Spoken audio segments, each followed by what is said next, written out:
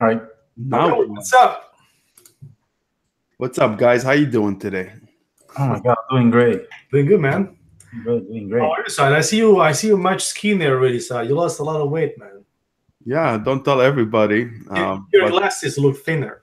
yeah, trying to do this intermittent fasting. Actually, I stay fasted until 6, 7 o'clock at night, and then I eat until 12, and that's it. Until 12 Midnight, midnight. And then what time you start eating again in the after? At 6 at night? 6 at night. That's I'm nice. trying to give. I'm trying, but hey, Usually people do like from 3 o'clock in the afternoon until like 9 p.m. But you not do 6 no, at midnight. not fasting for Ramadan. I'm not doing for religious stuff. No. I'm saying about intermittent fasting. I know the No, diet. they have too many intervals. I have 12, 14, and 16 hours fasting. And then I Okay. have like 4, 6, 8 window of eating. But trying to do it, trying to do my best, and hopefully we get there. Guys, my son is trying to break in the room. I think I'm gonna have to take care of him. It's But okay. guys, please let's welcome our members. Who is it? Bambino? Bambino, the big one. He's trying to knock at the door. I locked myself in. Guys, I'm gonna have No problem. That's you see how the Italian genes are too strong. They start walking at age of 1 month. Did he just say he's breaking the rules? I have no idea. He says breaking the rules or breaking the room. I'm not sure. All right. So let's welcome people. We have here Brittany. Brittany, what's up? She's the first one in the chat. What's up, Brittany? We have Sue. What's up, Sue? We have Stacia. What's up? What do we have else? We have Jeff, Brittany Power, PJ Smith. Hi, how are you? And we have a lot of people. Brett, Esther, William. What's up, guys? Tawfiq, Lucas. What's up, Lucas? How you doing, brother? Angela, Julie, Karen. What's up, guys? I hope you're having an awesome evening today. And today, hopefully we have David, and hopefully Danilo will be coming soon, and we'll be answering any question that you have. Anything new, Mr. David, in your life, brother? You still busy? No much. Yesterday, my wife and I, we went to this event. So this is something that they give us there. So this is basically as this person that gave us this liquor package. We got about $1,000 right here in cheddar money. So yeah, maybe spend the whole night putting it together. So how much you paid for that bag, man? No, that was complimentary, but I tell my wife, just take it. Take it and we'll assemble it later. So yeah, we're gonna working on this later on. Good. So you have only 2 weeks of work only. It's actually for the Federal Reserve Bank. It seems like they like destroying money. So yeah. I know they have those prop monies. They're actually private label products that they're sourcing. I know a lot of them getting pulled out, but you can sell them on Shopify or any other stuff. But you can send half of the bag to me, and I will see if I can assemble that. I can put my 2 kids to work. I can give you 30%. 30% for you, 30% for the supplier, and 30%. Nice. So you're fair, man. What about me? If you want to assemble the other bag, I don't mind, man. I don't even know what I'm talking about. I just said money, 30%. Money, I want some. Was that weed? Was that weed? Yo, no, mate. Come on, brother. I don't know, man. He showed me a bag of green stuff. I don't know, man. This is $1,000. Shut up. Oh, yeah, that's good, man. That's a good price. You're gonna private label that. Yeah, I will. You're joking, Danilo, but I swear to you, it's a good private label. But then Amazon is against the term of service. But if you sell it in other like Shopify or any other store, I'm telling you, it sells. Prop monies is good for people who wants to flash their money on Instagram with fake money or movies. It sounds so stupid. Or maybe like this one. Oh, come to event, buy $10,000 event ticket, and I'll give you 1 bag of shredded money. Good luck. That's why you always need to be careful with those ads that you see all the time on Facebook. And how's this guy? I mean, I don't like the guy. I mean, I know some people they do, but I don't like. It's Ty Lopez. That's how Ty Lopez, yeah. I love it. Yeah, like I hate those guys. Like, man, it just seems so shitty for me. Like, well, hey, everybody has to make the money. Yeah, $200 million a year. How much? I mean, I'm not saying that he's not making money. I mean, the guy is a genius, but I just don't like the fact that he's selling his courses by just showing beautiful ladies, Lamborghini. That's a business model. If you think about it, Seth could be doing the same thing, but he does not do the same thing. I think it's a type of it's a mindset. It's definitely a proven business model. People love to see shiny things, Lamborghini, Ferrari, this and that. They buy. But I agree with you. I don't like that approach as well. I'm all about. I mean, there's no business in the world that can give you that can make you a millionaire without putting the work on. Yeah, I agree with you. I just feel like these people are, I don't know, underestimating me when I see those ads. Like, hey, you're gonna be millions. I got 50 steps. You should follow them. You're gonna become a millionaire. That's bullshit right there. Like I don't like it at all. Yeah, I agree with you. I don't like that approach. You know, what's up, guys? Say something, man. Say something. No, there's nothing to say. I mean, I wish I have anybody's talent like this. Guys, shall we start? Yeah, we think we started. I think we still think that we are still in the behind the scenes or in the back end talking. So, guys, let's get to the questions. I know Angela has a question already. She says, "Question: I'm new and in the hashtag find phase. So she's in the find section. How do you know when you have done enough research? I don't want to get stuck with analysis paralysis." First of all, welcome, Angela, to the group and to the family. And hopefully today we'll be able to help you. So, guys, you want to take that question? Bro, I'm trying to find the question. It's Angela Norwood. So she's in the find stage, and she just wanted to know when to stop looking for product. I want to say, that's it. It's enough research. I have done my research now. Let's go with it. Yeah, I mean, we always suggest, as you can see also in the course, you go, under each cluster of videos, you find tasks to get done. In the find stage, there's ones that says, find 20 high potential products and then narrow them down to 5 and pick the one you want to sell. My suggestion to you is do even more than 20, like find 30, 40, 50, because your goal right now is to master the process of finding products. And then you kind of realize, the things that when you find so many good products, it's easier for you to niche down to one because you feel safer. You've done a good research. You found like 4 or 5 potential. You niche down to 4 or 5, and then you only need to pick the one that you want to sell. You will feel much safer. But if you only have like few options, like 2 or 3, you don't feel that sure. So the secret here is to find more, spend more time, do more research, and then when you are able to tell like 10, 15, you niche down to 5, you feel much more confident. The first video under the start section, Seth talked about 3 main topics that will help you take advantage of this course, and one of them is time. You don't rush it. Just take your time to study, take your time to find the right market. That's one of the most important factors of this business, the market, and then obviously the product. Those two go hand to hand. Those are the most important ones. Those are the ones that you can fix. So take your time to make the right decisions and build the best products. Yeah. That's it. Wow, you did it today. You look like you guys coming hot. It's a diet. Angela, I hope that really answered your question. We're talking about Ty Lopez. William says he started his business by creating fraudulent porn websites, supposedly. Yeah, I know. So I don't know. God bless him. He got the money, but I wouldn't put a dime on that company. I have watched only maybe one. I would love to see how a fraudulent porn site looks like. I don't know, brother, but it looks damn bad. Like he's fraudulent. Like, what do you mean? Like, Hey, girl. I don't know, but it looks bad. All right, man, keep moving forward, man. Austin is coming very, very hot with very good question, guys. He's saying, looking at my first PPC search term report, thoughts on what results we should target for CTR, ACOS conversion rate, what search terms result would you spend heavier on?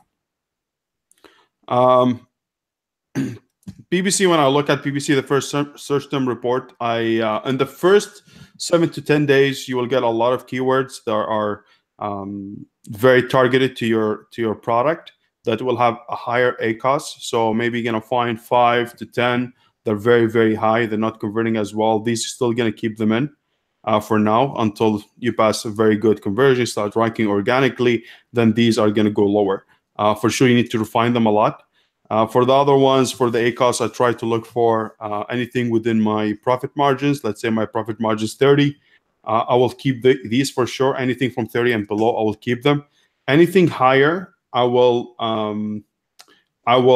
put them as negative, or I'll just lower my bid depending on my match or my campaign. Now, if I said my 30 is my profit margins and that's where I'm comfortable, I still will raise it from 30 to 50, because that's 20%. It's true I'm losing money, but there will be very good keywords to rank and to bring other keywords, so become like seed keywords for other campaigns.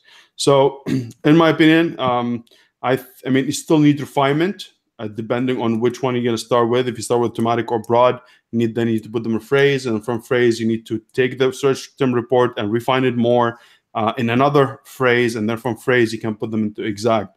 It's a little bit complicated. My way is different.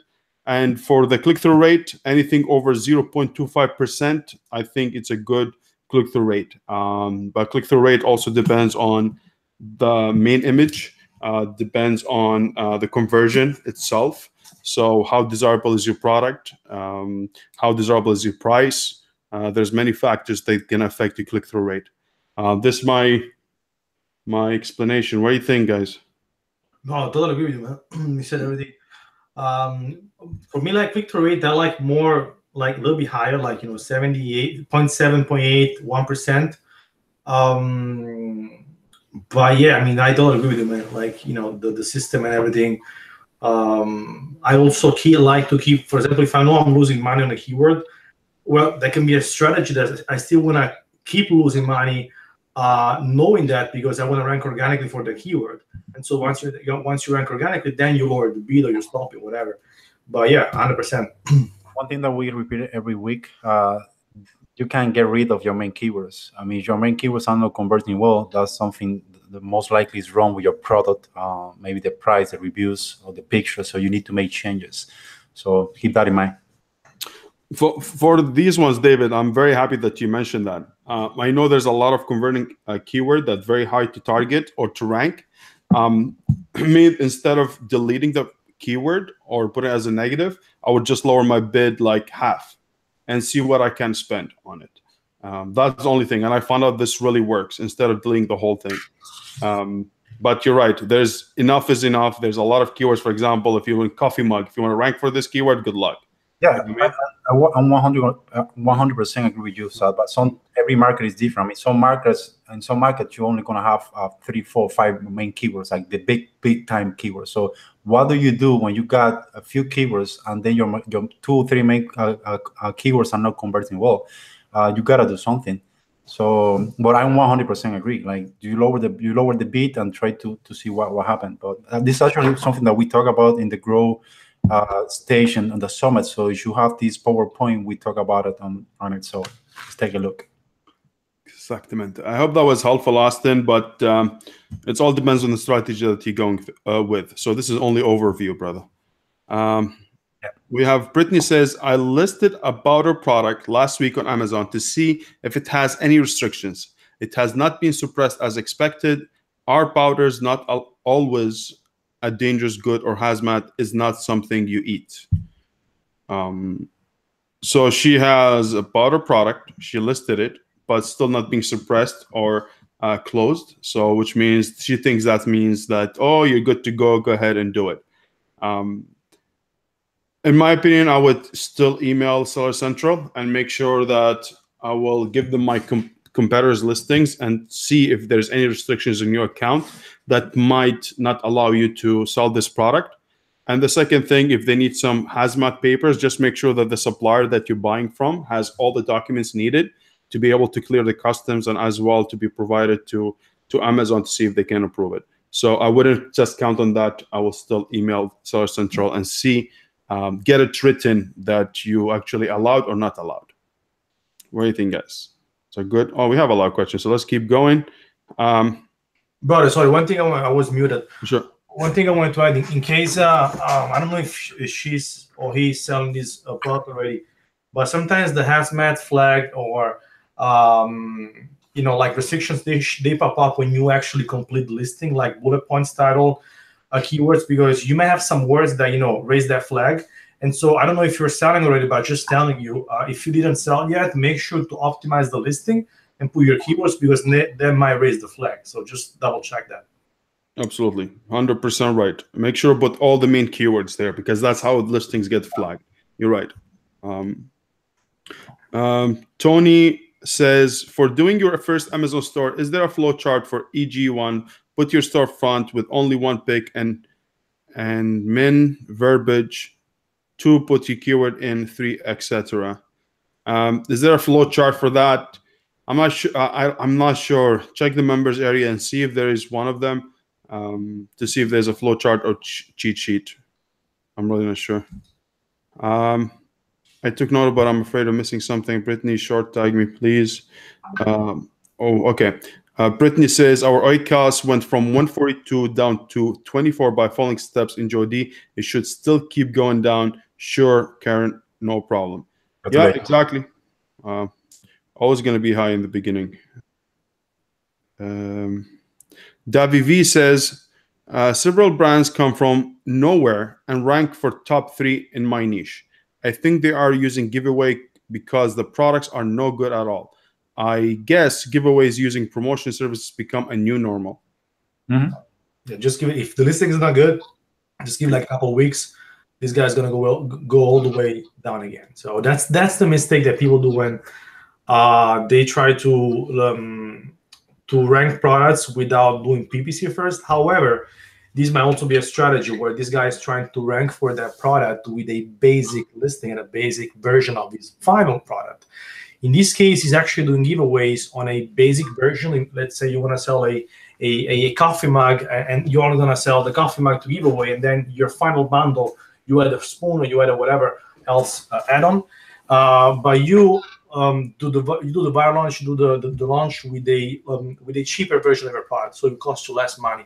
And then once you get ranking, you ship the inventory that is actually optimized. So this could also be a strategy.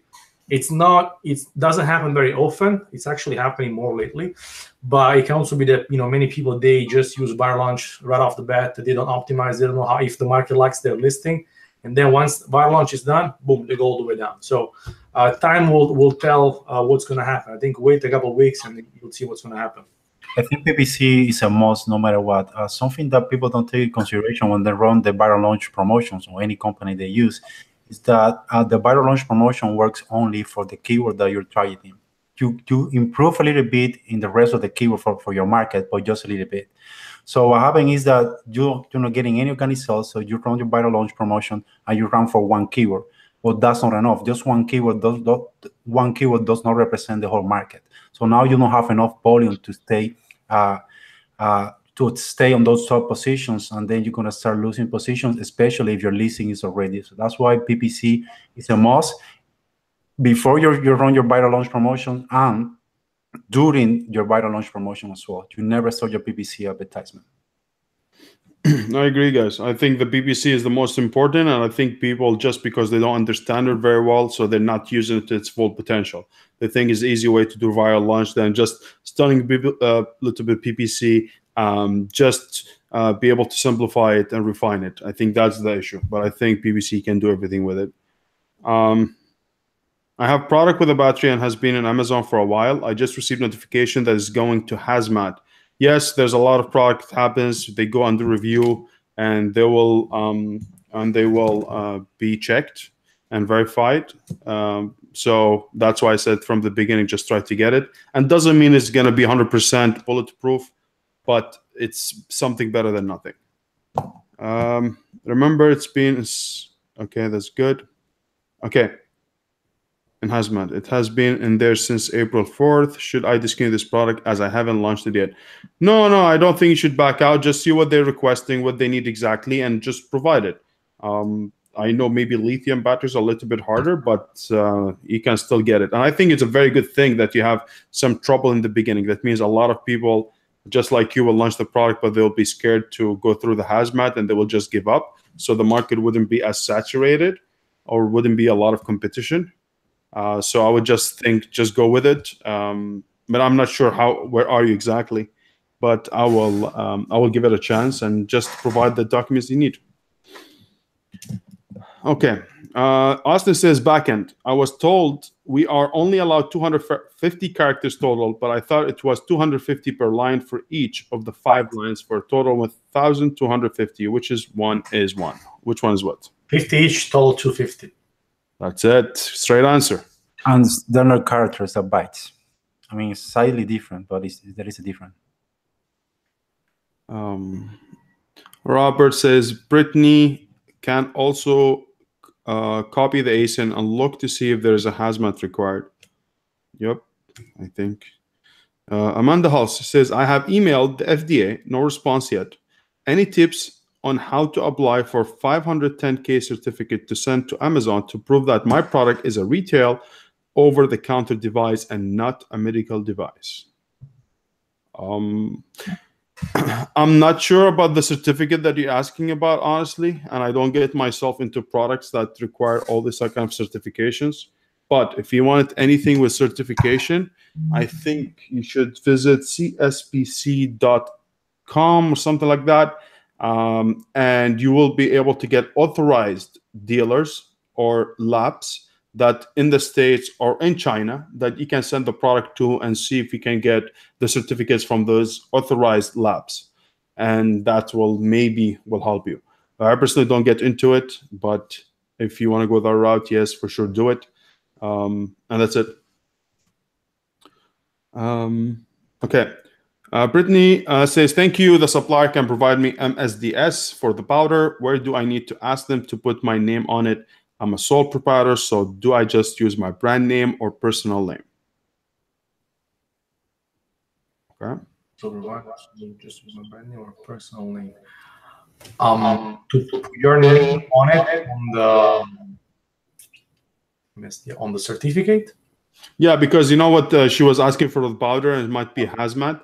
Then we tell her, oh, just make sure that the supplier has the document. So now they said if the supplier will send me the MSDS document, which name should be on the bill or in the document itself? I'm not 100% sure, but I think it should be the brand. Yes, I think the brand or whatever in the back end. So look at your account in the back end, see what are the information, store name, the name of the authorized, whatever it is, and that's exactly what you need to copy. And even if they refuse it, Amazon, and you messed up the name, they're going to tell you, hey, it should be different. So just ask the supplier to send it to you at a different name, and it should be good. BG says, hello, I sold 60 items from a product with no PPC. Wow, that's awesome. So what? Then I ran out of inventory for 2 weeks. I get inventory again, turn on PPC, and sales have stopped. What am I doing wrong? My first question would be, right now, what is your listing showing organically on the Amazon search page? Like when you type in for a main keyword, where are you? What page? Usually when you don't make sales, like when you're making sales and they don't make sales, it's like a visibility problem. I know you turned on PPC, but are you being able to actually have control over your PPC and see where your sponsor ad is actually showing up? It might be showing up on page 3, so you still don't have visibility, for example. So I would say double check if you're visible, if you are on page 1 and you have a prime visibility. That's the first thing that comes in my mind. So she said that she didn't run PPC and she makes the 60 sales? Yeah, yes. She 60 sales. He or she did 60 sales with no PPC, and then out of stock for 2 weeks, go back in stock, turn on PPC, no sales at all. I mean, I gotta see the market. Maybe it was on a specific day or specific, I don't know, specific date that was around that, and then your product was selling well for a few days. That may be a case. It's not very likely, but that may happen. That's why when you run out of stock, we always recommend to close your listing and then release once that the product, the inventory right to Amazon once again, because that will the effect of being out of stock won't be that bad, right? That's why we recommend that all the time. But if you're not making sales, I mean, the only solution right here is now, as Danilo mentioned, just get the visibility, start running your PPC advertisement. If your product was converting that well before you run out of stock, that means that once that you start running your PPC advertisement, you're gonna start making sales once again. Exactly. I hope that answered your question, PG. You speak PJ or PJ, yeah. that's No, all. Congratulations, PJ. no, it was BGG. BGG. Or BG. BGG. Not PJ. Yeah, I was like, what's he? Sorry. Esther, she says, I heard the idea recently that was more effective to try to upsell via coupon, buy 2 get X off, than to do 2-pack, for example. Since it helps with the BSR, what do you gentlemen think?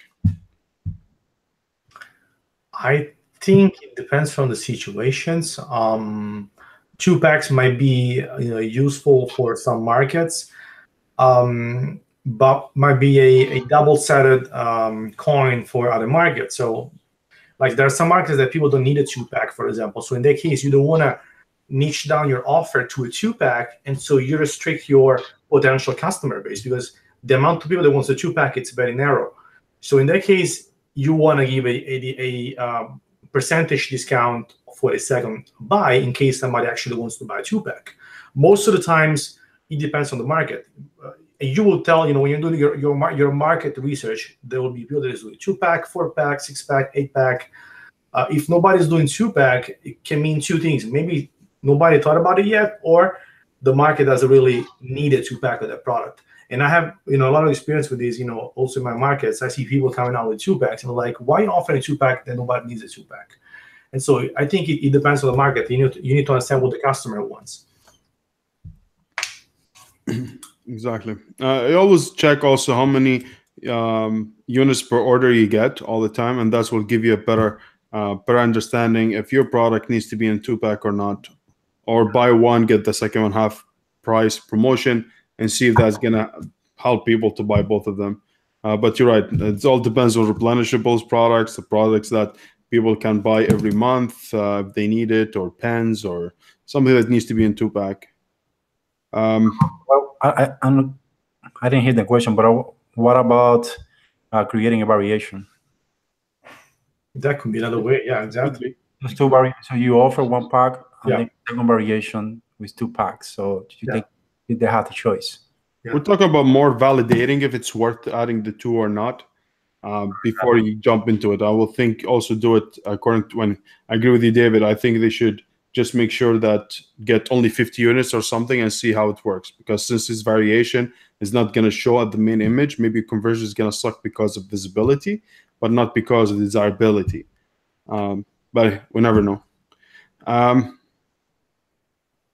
right. So Preston, oh my God, Brittany says, I put in 2 requests to Amazon to change my title because it had triggered words and they still have not changed it, but they put my listing back live. Should I contact them again, or it was a bit longer?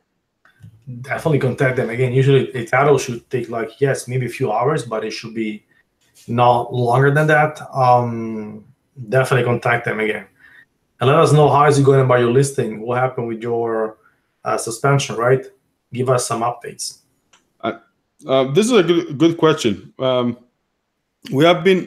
There's one member I'm working with, and we changed the title, and then Amazon still keeps changing to the old one.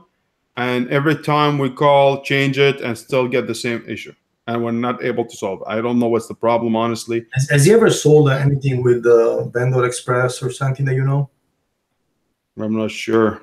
Would it have, because if it did the title, won't be able. No, not in this listing. No, not in this listing. I know if Vendor Express will have control over the listing. If ever sold it, they'll be in control of it. No, this one, a regular listing, start from the beginning, selling themselves, and still.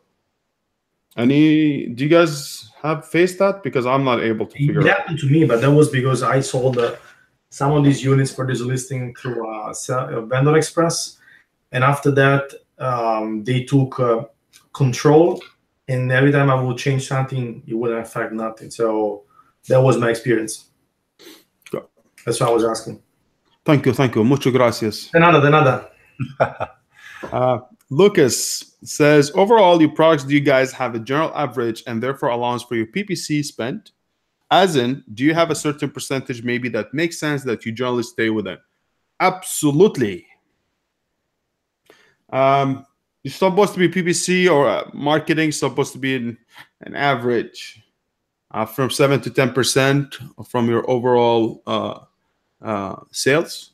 If it's more than that, you're really going crazy. I'm talking about high volume units, 7 to 10%.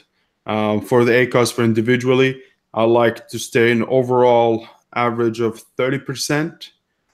For sure, lower is the best. If you can get to, it all depends on the product. Some of them 30 because they're higher, more saturated. But if the ones that are doing well, you can still get as low as 10 and 7%. That's the rule I go with. What do you think, guys? Yes, but I agree with you. I don't have a specific average because I think it also depends on the strategy that you are applying at that specific moment for that specific product. If I'm launching a new product, I don't really worry about my average because I'm aggressive. If I have to maintain a listing, in that case, I do worry about the average because I need to keep making money on the listing. And so I think it depends from the situation that you are at in. Either you are launching a product or maintaining a listing, for example. Exactly, I agree with you. I just want to clear that up, guys. In the beginning, you wouldn't even care. You would get 300%, 200, I don't know, 500%. It really doesn't matter. I'm just talking about overall later on when you establish your ranking and everything. You want to see where you're at. That's what makes sense. And I agree with you 100%. And thanks for clarifying that, Danilo. Absolutely. Look at you. Sharp, like your shirt, baby. The 2 kids, I mean, that's maybe because you're sleeping now 4 hours. So you're always sharp on coffee. So yeah, that's what it is, man.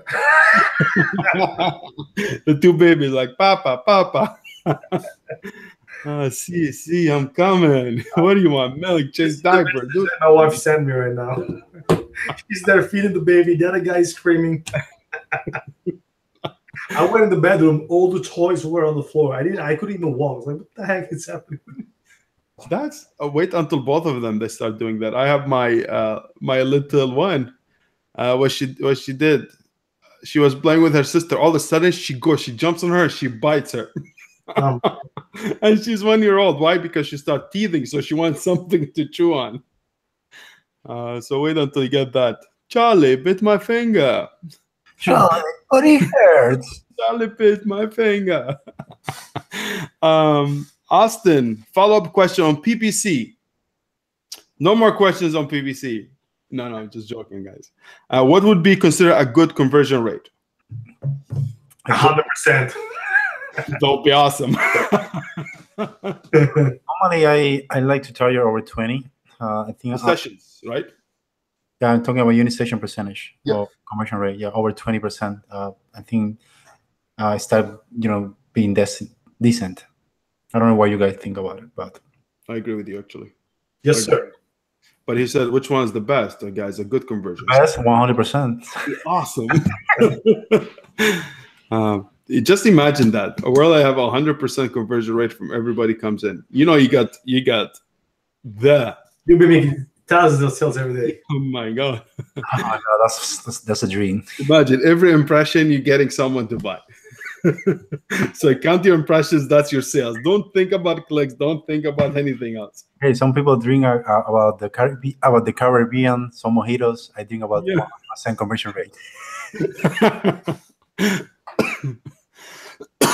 All right. So Chris says, what's the best class? Term ID and description for trademark if you are just starting and want to cover brand for all future products. I'm not able to speak about that. If you guys want to remember the classes, definitely, talk to a lawyer, somebody that does this as a profession. I don't remember the classes, but just so you know, when you apply for the trademark, if you want to apply for more classes, it is cheaper if you do that at the beginning. So if you apply since the beginning, but it will cost you more as an initial investment, but will cost you less if you want to add more classes later, for example. So I would say study your market, see what classes are you going to sell products, and so what classes you want to protect yourself, and you want to be in, and do that at the beginning. Do one investment at the beginning, you should be fine. But definitely talk to a lawyer because exactly what you just mentioned. Just think about it. What kind of product do you really like, and where do you see yourself moving forward? And then based on that, just trademark the classes. I think it's like $250 per class, right? Yes, when you do it with the trademark, but then if you want to do it alone, it's going to cost you more because you got to pay the whole process again. Exactly, and so yeah, that was my point. So if you plan on requesting more classes, do it at the beginning. It's going to be higher today, but way cheaper than doing it later, basically. Yeah. And a question. That's actually a question. Let's say we have a trademark. We have our brand, and it's classed, let's say, for, I don't know, automotive. Okay, we're selling automotive, and then down the road, I found out my automotive is not good, and now I want to sell in home and garden, home and kitchen. What am I able still to be able to use the brand registry within Amazon, and the trademark wouldn't be valid for outside of Amazon, but would be good for Amazon or not? You will be able to, because you become a brand registered seller, where you won't be protected by your trademark under that category, right? Because remember your trade. That's why we got classes. So when you trademark your brand, you will be protected for the classes that you pick when you complete the trademark application. So for Amazon, you're good to go, but for everything else, like United States, you won't be protected. Thank you. Gracias. You're welcome. You can call my office anytime. No problem. I'll speak to your secretary and see what happens. It's very hard to get hold of you. You got the assistant. Yeah, get the assistant. Yeah, get my assistant. You're right. Chris says, I'm on. One does build and launch opening up. It's taken forever and videos are getting repetitive. LOL. You have from start to find is 1 week. From find to launch is 3 weeks. From find to build 3 weeks. From build to launch 3 weeks. And from launch to grow is another 3 weeks. Yeah. Yes, sir. With all the information that you have in this course, like the Facebook group, like you got a question every other minute. All these webinars, we talk so much. I know sometimes we're boring, but I mean we got some great information. At least that's what I believe. Be patient. Just take your time to go through the whole course. Meet people, interact, ask questions, answer questions if you know the answer. Trust me, the time is gonna pass by really fast. Exactly. Now, Jeff says a couple of weeks ago I caught only part of your conversation, but did you guys say that only keyword that really matters are the ones in the title and the others do very little for the listing? Jeff, what we said is the title is very important, image is very important, and the bullet points are very important. We said, bullet points and titles for the keywords are very important. And we said description has a very little to none indexing power. That's what we said. Sometimes keywords are, for some markets, are like a buffet when you got so much food that you like and you want to eat it all, but you can't. So you gotta pick whatever you like the most and eat that. I don't know if that makes sense. No, you're right. And you can put them in the back end if you couldn't fill up anything. So you have an extra gas tank or stomach. So if you filled up your stomach with the title and the bullet points, throw it in the back end in your second tank. So that's a dessert. Yeah, that's when you have your bag. Like, oh, you know what? They're going to charge me $3 for each sushi that I don't eat. Just put them in the bag. Davi Lee says, what's your guys' okay, that's exactly. Davi Lee says, what's your guys' strategy to add more products in the same niche or build a new brand in different niche? Also, I like to try large, heavy, expensive product for my next brand because less people dare. But I believe that this is like the initial stage of becoming an Amazon seller. And that's when you have to identify what type of seller you actually want to be on Amazon. If you want to go broad or if you want to go deep. You go broad when you actually become good at finding good products, potential products. You want to sell all of them with the same brand names. In that case, it has to be like a general brand name. And so you sell across multiple categories, different products that have nothing to do with each other. So you're going broad. And you can make a lot of money that way. People make a lot of money that way. The other way that you can make a lot of money is by going deep, where you identify a specific market in each a subcategory. You want to dominate the category, and you launch a product line under that specific niche. And so in the case you are launching more products, they have all of them combine and complement each other, and you're building a brand. In that case, you're building a brand, a company you can actually sell tomorrow. I mean, tomorrow, one day. But that's the basic at the beginning. That's what you have to think about when you are starting on Amazon. I honestly started at going broad, and then I niche down. But that's the main thing, to be honest with you. That's what you have to decide at the beginning. Exactamente. Thank you so much, Danilo, for the answer, and I hope that will lead. Anytime. Thanks. Chris says, is it beneficial to get Helium 10, or does GOD Toolbox do the same thing? For now, no. Helium 10 does a lot of things. Does few things are more than GOD Toolbox, but it's all for your preference. I know that our GOD Toolbox has still few things needs to be added and modified, but as overall, it's really good tool at a very good price.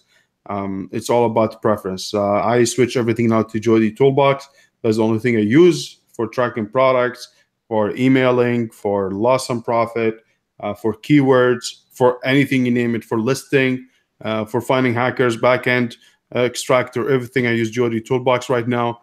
The only thing it's missing in the GOD Toolbox, in my opinion, is going to be like product research. And I think we're working on to something that for the product research part of it. So if we add the product research to the GOD Toolbox, I really believe the GOD Toolbox is going to be really complete.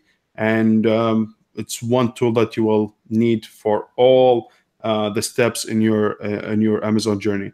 I'm talking an aspect of tracking and doing everything that you need for it. These tools are going to become like, okay, GOD Toolbox, do grocery for me. Okay, yeah. Toolbox, take me to the movies. It's going to be like the Alexa of Amazon sellers. I did everything, man. Okay, GOD, please cook. Please do. Change the diapers. Change the product. That'll be nice. Every parent dream. Oh, by the way, GOD Books, do product research now. Guys, I want to read the next question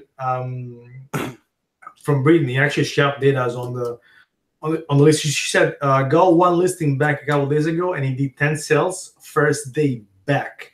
21 second day, and today I'm at 16 today so far. Still waiting for the second 18. Wasn't suspended, got marked as restricted. And then she says, lost all BSR and keywords ranked though. I mean, this is amazing. I'm so happy for you, Brittany. After all that you've been through, you got the listing back. You made 10, 21, 16 sales. Who cares about the BSR? BSR is just a number. If you're making sales, that's what matters. And I'm so happy for you. I'm so happy to read that. She's amazing. She's a warrior. True warrior. She is. You're amazing, Brittany. Seriously, congratulations, Brittany. That's really hard to do, and it's happening, which shows that you really chose a very good product with a very good differentiator, and that's why you're actually, no matter what happens to you, you're still going to bounce back and make the sale. So congratulations. That's awesome. That's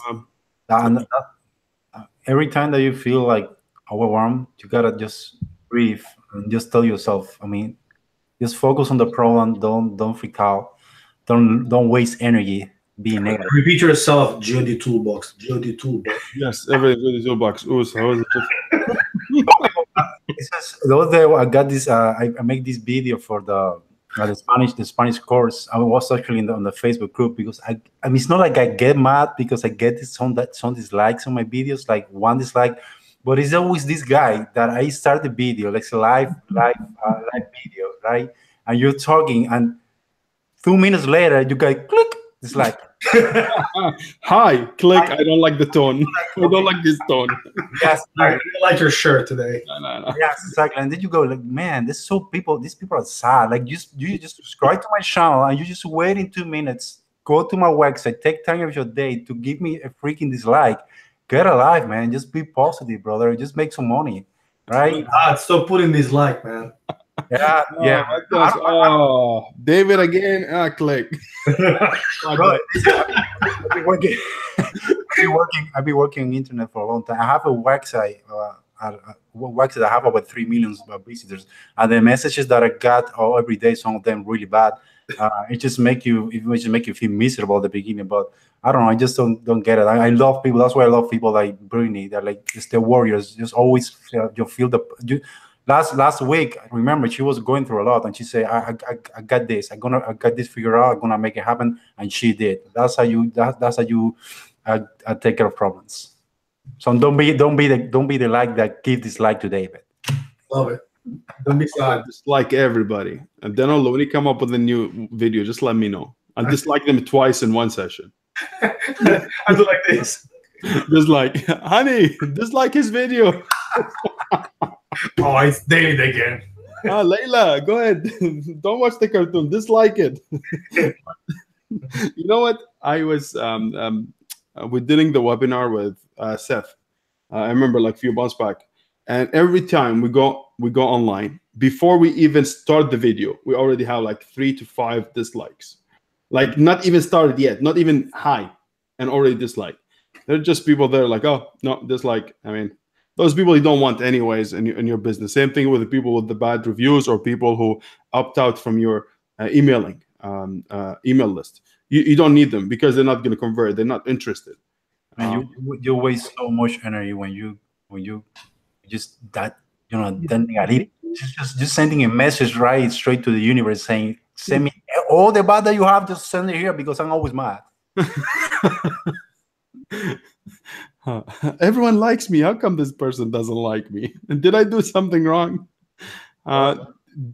Dave Lee says, did you guys try European market? Amazon contacted me, recommended one agent helped me register UK VAT for free, but we might need to use the same agent's shipping services. Any experience or focus on the US first? I will tell mine because I'm thinking about it, and then I'll let one of you guys, because I know you guys have experience in that. I will focus on the US first. Honestly, that was my main focus the whole time, and I'm thinking about expanding to the UK. Hopefully by the end of the year, if possible. But I would really focus on the US and be expert at it, and then you can branch out to any other platform. In my opinion, I think it's the US, UK, Germany, maybe Japan if you want. Then you have Canada and Australia, but I know still the infrastructure of Australia is not there yet at all. I know one of my clients really.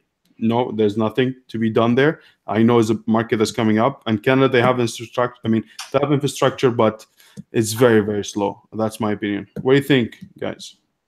I think that my son is coming. By the way, I told you, brother, I would start 100% from the US first. I am selling from 1 month already. I am selling in Europe as well. I'm selling in. I started in the UK, and it was doing really good. Now I just restock inventory, and I activated the pen fulfillment in Europe, so I can sell from the UK all across Europe. And actually, I start making sales in Italy, Spain, and France. I found this out this morning. Actually, I realized that I made sales in those countries, so it's pretty good. It is more work at the beginning to get all set up. You need a VAT number. Actually, I got one in like 2 weeks, less than 3 weeks. With a company that is called Regional Express. Yeah, and but that's my experience. But definitely start from the US. Make sure to establish your brand you're selling in the US, and then once you're good, you have a good selling product. You can expand to Europe. Yep. Lucas, what's up, brother? He has a question. Says, let's say you guys find a product that needed design help and you don't have a clue how to design. Where do you start? Maybe for this example, use a quilted blanket, Fiverr, Yellow Pages, designers. I mean, I'll give you my experience. I do have a background a little bit in designing, not that much, but I do like it. So I like to design new products, and I usually do the first sketches myself, and then I pass them to a 3D render designer that can do the first render for me, and then the 3D render goes to the manufacturing company or the molding company. If you like have no clue about designing, definitely I would say at least hire a designer from Fiverr. Yes, pay somebody there. At least do some simple sketches, on a paper, at least to show them what you want. Because you need to explain these people somehow what you need, right? So you need to come up with something. Otherwise, it's going to be tough to communicate. But then hire somebody from Fiverr that can do a basic 2D design, then it becomes a 3D design, and then you go to production. That should be the process. Danilo, don't you think especially if someone like in this kind of case, I think if not able to know where he's going, do you think hiring from Upwork is much better because you'll be able to have a contact with them like through Oh yeah, you're right. a little bit more than Fiverr, and they will have an edge, and maybe they can even sign a contract between them to say, hey, this is my rights, or this product has to be confidential, something like that, instead of Fiverr. That's for women. Actually, I also did that myself. I work with people from Upwork, and I was very happy. I work for packaging designing, but I actually agree with you because Upwork also gives you the possibility to actually do video calls in the app, which is amazing. Things that Fiverr doesn't even allow you to do that. And so you have way more professional people. It costs you more money, of course, but if you're serious about what you're doing, you're gonna invest like $300, $400, $500 to do that if you want to find somebody good. And so I would say, yeah, that's a great idea, man. You can also do it cheaper on Fiverr, but honestly, yes. I mean, if I would have to do that if I have no clue about designing and I want to do something good, yes, 100% I go to Upwork rather than Fiverr. You're right. Freelancer is another very good website. It's gonna cost you more money, but you got great professionals right there. And sometimes some suppliers have a very good designer, so always ask. And sometimes it's even complementary. They give you the design as part of the deal. Not many times, but it may happen.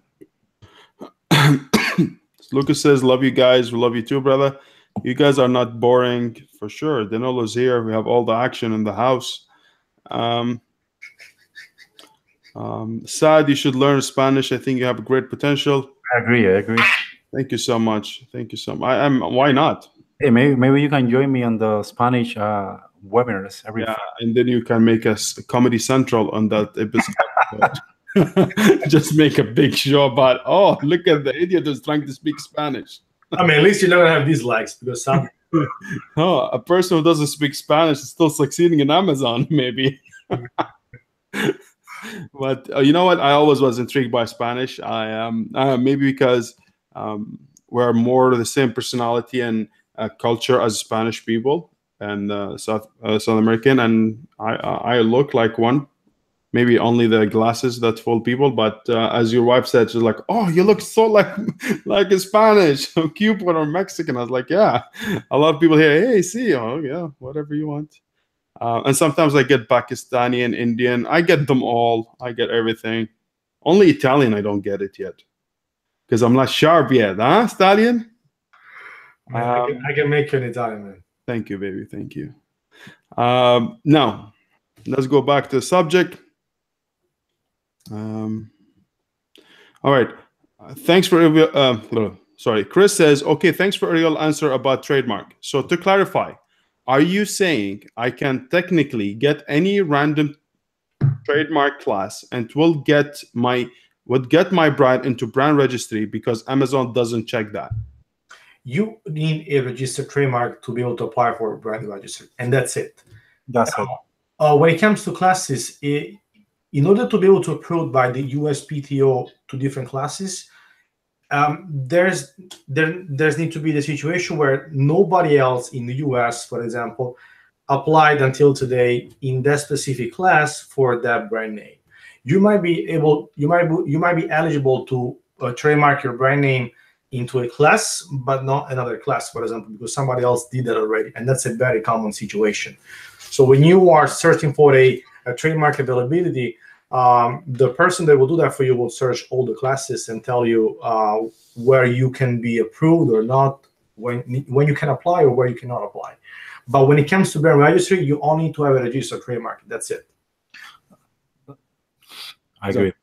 And the other thing, we have a lot of people commenting on that beautiful child called Bambino. The girl's heartbreaker already is breaking a lot of hearts.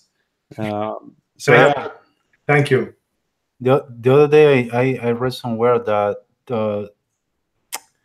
how do you say that the sellers that were brand registered before the new season took place, they're gonna lose the benefits. Yes, yes. I got also letter from my old brand and saying you have to enroll it again to the new system. You have to apply for a trademark and everything.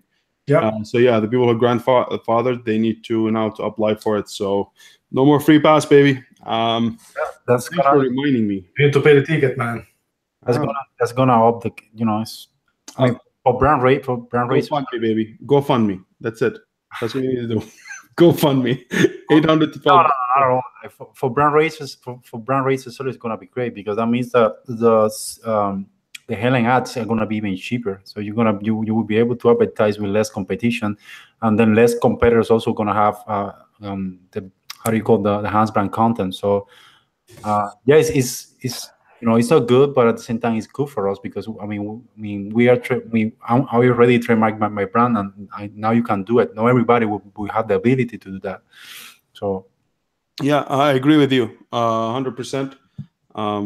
It's really worth it. And I think there's a lot of good features that are going to come from the brand registry. The video that's going to be enhanced brand content is going to be more protection. It's going to be easier to kick hijackers, and will situate yourself as a big brand that really will be nice to, as Danilo was saying, it's a very good exit strategy for later on if you want to sell your brand to have all this stuff online already.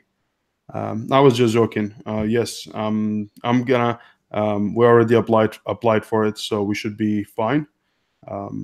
But actually, the names was a little bit hard to do, so it's gonna take a little bit more time. Hey guys, this is supposed to be passive income, but it sounds like you guys hustle every day. Is that a choice, or is nothing as passive as we could like to believe? You know what? I'm gonna give each one of you a chance to do that. Actually, I think only once, and that's it. We're only gonna say the same thing. yeah. Well, the problem is that we as human beings we always want more. In my case, when I arrived to this country in 2009, my salary was a little bit less than $1,000, and we used to live in a very small apartment, no bigger than this office. And back then, we used to live with that. We didn't have a car, and life was was hard, but we used to live with that. Nowadays, that obviously that's I mean that won't pay even both of my cars. So what happens is that you start making more money, but you also want more money. And also, if you like what you're doing, like in my case, I will spend the whole day here in this office, and my wife will have to come here and tell me just to go to sleep because it's something that I really enjoy. And I've been doing this since 2011. That's the main thing. I really love it. And then the second thing is that the more you earn, the more you want. And it is what it is. It's just part of the business, and you do it because it's fun. It's like you're just asking, I don't know, Bill Gates. I mean, those guys they work every day, like crazy. And why are they working if they got so many millions? They do it because they love what they're doing, and they're making money while they're doing it. That's why. But I can tell you, just today at 12 p.m., I went downstairs. I started working on my garden. Then I went to the Publix, just get some food, then come back, let it be, just watch a movie, and then I start working again. That's something that I can do. That's what I call passive income. No, I want to say, guys, there's no such thing as being a businessman or a businesswoman and not having to work to build their business. That it doesn't even exist. There has to be a very clear distinction here. When we say passive income, yes, it's passive. Here's why. Because once you build a system and you work like Brittany is doing right now to build this business, you will get to a point that you wake up in the morning and you find 26 sales overnight. That's passive because now you have a system that is making money for you, and you're making more money during the night than when you were working for the boss or a 9-to-5 job. So that's passive. Who's going to make that happen? Amazon is not going to do that for you. There's somebody that has to make that happen. So that's you. You have to work for the business and create the system. And you have to work like 10 hours a day for yourself. And that's the good thing is that you're gonna be working for yourself, not for somebody else. So you're doing that for yourself, for your family, for the people that you love. But there's no such thing as a business that you don't have to work for it, that you are free and you just make money. In order to be able to make money, you need to build that system. Otherwise, it's never going to happen. You always have to hustle. That's what we hustle every single day. So just be clear in it. I agree with you guys both. It's all depends. It's all relative to you as a person. What do you think it's enough for you? So for me, I look at three things. For example, two things is the vision, where I want to be, what the things I would like to achieve. Is it about money or about achieving a goal that you really set yourself to achieve, and you really want to achieve it and become something more than what the average person? That's how I think of it. It's not because I need the money. It's more about how far I can push myself to achieve something that big that not everyone else can do. So that's what it is. The second thing, it's what's enough for you as money per month. Is it 5,000, 10,000? That's what's enough for you. You'll be good to go. That's it. That's your passive. You can do 10,000. You're good to go. You can run Amazon. You're good to go.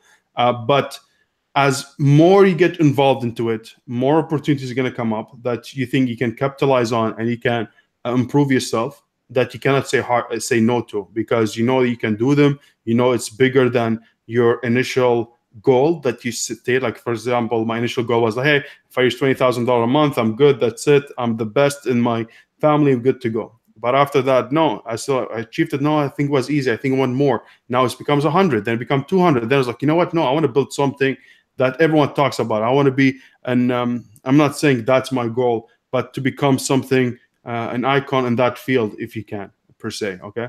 And I agree with you. If you want to build a system that business that's going to be passive, has to be built on systems that will be able to function without you being there. And how to do that is basically by delegating, by hiring leaders in every division of your business that you think they can carry the load of you and be able to be self-efficient by itself. So that's why you see us working all the time. It's just because of the goals that we set, and the other thing, you're not gonna succeed all the time. There's fails. There's gonna happen. So you're gonna take a lot of stuff. Maybe they're gonna fail. They'll be like, I'll improve myself. I want to do it again. I'll do it again. So those setbacks just makes you have the desire to go further in it. Because you failed, no, I'm not gonna fail. I never fail. I didn't fail in my old business. I'm gonna fail in this one. No. So you can keep trying, and you just want to make it happen and challenge yourself and surround yourself with good people. You have the soul of a true entrepreneur. You always gonna be hustling. It doesn't matter how much money you make. Like we all, like the three of us, I guarantee you, at least once a month we come with a different idea to make money. That's not true. I thought it was once a week. I mean, I just put it that way. I have a hard time sleeping. Like you can ask my wife, and the reason is why I have such. I mean, every day I go to bed about. I know you guys are having the same. Every day I go to bed about 12, but I fall asleep about 3, because even though I'm watching television, whatever I'm doing, my brain won't stop. It's just constant thinking, and that, in my opinion, doesn't the true soul of an entrepreneur. It's not about money. It's just you. You become addicted to it, and it's never enough. At least that's what I believe. And then David has to watch the same movie 2 times because man, I don't know if you ever watched this series called The Office. Yes, it's a very stupid. No. But I have watched that like about 8 times. That's the only thing that it makes me feel cool. I just put it on and then fall asleep that way. I watch it. Okay, man. I don't watch much, but guys, it's just when I try to watch a movie, you see me, I'm just watching, and then I'm watching some YouTube stuff about business. Guys, I can't watch movies. I get so bored. It's like I could never leave in Hollywood. Like, people will hate me. Do you watch I watch like more documentary about. I love documentaries. I love short series, like 45 minutes episode. That's it. Come on, man. The movies now is not like in Italy, 5 hours. They're 1 hour, 1 hour and a half. No, that's the Godfather, man. I'm not a movie guy. Like, give me just like a 45 minutes episode. That's fine to me, but no more than that. Oh, either I fall asleep or just sleep. Yeah. So, guys, I hope that helped you, but it's not about it. It's more about what you want to achieve, and at the same time, It's not about how many hours you work. How many times, guys, you work the whole day, but then it's like, I don't think I did something. I don't think I did much. Yeah. What happened? Oh my God. You've been like, what? A lot. Like, I Oh mean, my God. And these are the worst time. You feel like you wasted, you're not worth it. Sometimes like, really, the whole day gone, what I'm gonna do now? So let's keep going. Jeff says, I know we're out of time, so we're gonna take a few questions and then we're gonna call tonight. Is it okay with you guys? It is okay. Okay. So Jeff says, if an item doesn't normally come with a package, would creating a package give you an advantage over the competitors, or would that be a waste of money? Increasing your perceived value will never be a waste of money. So definitely package it, increase your perceived value. It can help you with conversion rates. Of course, most likely people will throw in the trash once they get it, but that's why you need packaging, to increase your conversion rates. So I'm always pro package. I do package all the time for my products. I agree, and I don't think it's a differentiator by itself. Oh, I exactly. think it's something has to be a must in it. Yeah, nowadays it's like a given. Like, Yeah. you gotta have a package. No. This is not 2012 or 13 anymore. We're talking about now all the brands. We need to be up the game, and that's supposed to be a standard. Yeah. That's in my opinion. It's only if it's a product that no need for packaging, like home improvement. In home improvement product, I'm talking about very cheap stuff like door hinges or some, like, for example, this box I received here. Look at that. Those people are selling over 1,000 or something like that a day, but that's what comes in. Look at that. Regular packaging, and they just have the name because nobody will keep the product in it. So this is okay, I think. Maybe they're saving money, but hey, that's doing very well. oh, you showed the logo. I love the logo. For all you guys, this is a very cool logo. It's very simple. Don't overcomplicate the logo, please. I know. I mean, we're the one doing it. That's why I'm telling you. So this is a simple one, guys. I recommend the most difficult one when you give it to David. Make sure you have mask. No, just joking. No. The simplest one, honestly, it really sticks better. And if it's busier, it is just gonna look not that good. That one, Right. just a leaf, and then the name. So don't see mine. My first one was like a circus by itself, but hey, it is what it is. Let's keep moving. We have. I have no clue about designing, so if I want lifestyle photos, do I need photo shoots, or what do I look for in the lifestyle photos? I just don't know the lingo, illustration, design. I would just look at competitors and see what good ideas you can get from them, give them to your for your 3D renderer or what's called a Photoshop designer, and we'll be able to do the things. That's the only way I can recommend, honestly. All right, so guys, everyone says a great session. Thank you so much. That was awesome, guys. As our last thoughts, I just would like to thank everyone who is here, who asked all the questions. We really enjoy these very much. Thanks for letting us talk about more things about business, not only about Amazon, which is very awesome. I hope you guys really helps you, and it's always joy and a pleasure to have Danilo and David here. They always bring a smile to my face. As big brother. So guys, any last thoughts? Yeah, no, Saad, just please stop disliking David's videos, please, man. For sure, liking them, no problem. Guys, thank you so much for being with us today again, and we love you, and keep crushing it. It's funny, that video I got about 36 likes. I mean, like, that was in a video of 2 hours, and this guy gave it like, that's why I hate him so much. I just gonna work on my your money. How do you call this, Danilo? It looks like a bag of weed, man. I don't know. So go smoke all that and let us know what kind of effect you get, how high you get on money.